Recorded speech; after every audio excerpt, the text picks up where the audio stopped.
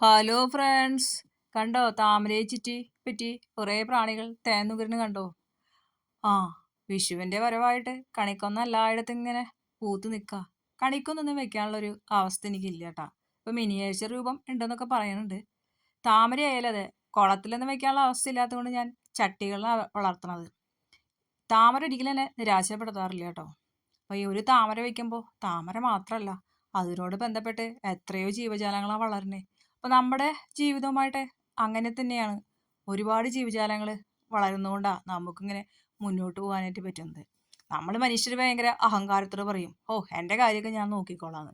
എൻ്റെ കാര്യം ഞാൻ മാത്രമല്ല കേട്ടോ, വേറെ ഒരുപാട് ആളുകൾ നോക്കുന്നതുകൊണ്ടാ നമുക്കിങ്ങനെ സർവേ ചെയ്ത് പോകാൻ പറ്റുന്നത്. എന്നാ മനുഷ്യർ ഇതൊക്കെ തിരിച്ചറിയാൻ പറ്റാം.